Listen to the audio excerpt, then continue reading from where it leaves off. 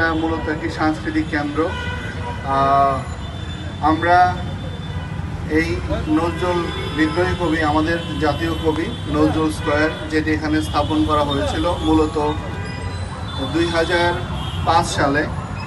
কিন্তু এরপরে কালের পরিক্রমায় এই রাস্তার অনেক উন্নয়ন সাধন হয়েছে, রাস্তার অনেক হাইট হয়ে গিয়েছিল, এখানে ওয়াকিং ওয়েটাও অনেক বেশি উঁচু হয়ে গিয়েছিল। পরে এখানে যে নজরুলের বিদ্রোহী কবি নজরুলের যে মনুমেন্টটা যেটা ছিল সেটা অনেক নিচু হয়ে গিয়েছিল এবং বেশ একটু অন্ধকারাচ্ছন্ন হয়ে পড়েছিল এবং খুবই জীর্ণশীর্ণ অবস্থায় পড়েছিল।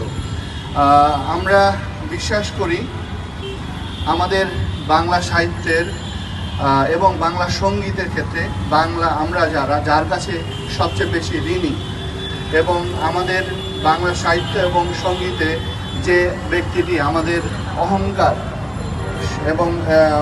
এবং যে অহংকার নিয়ে আমরা গর্ব করি, সে হচ্ছে আমাদের সেই প্রিয় কবি, আমাদের বিদ্রোহী কবি, আমাদের জাতীয় কবি।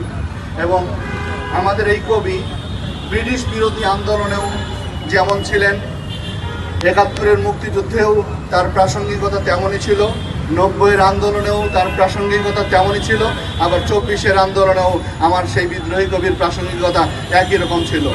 ১৯২০ সালে তিনি যখন বিদ্রোহী কবিতা লিখেছিলেন, তখন সেই বিদ্রোহী কবিতার যে প্রাসঙ্গিকতা আজকে ১০০ বছর পরেও সেই বিদ্রোহী কবিতার প্রাসঙ্গিকতা একই রকম রয়েছে। আমরা যদি দেখি আমাদের সেই নারীকে নিয়ে যে কবিতাটি লেখা, সেই কবিতাটি ১৯২৫ সালের যে কবিতাটি লেখা, আমরা সেই কবিতাটি আজকেও প্রাসঙ্গিক। আজকে আমরা সেই রমজানের ক্ষেত্রে, আমাদের যখন রোজা আসে, রোজার ক্ষেত্রে আমরা যে গানটি গাই, যে গানটিকে আমরা ঈদ উৎসব করি, সেটিও আমাদের সেই কবির লেখা, সেই বিদ্রোহী কবি আমাদের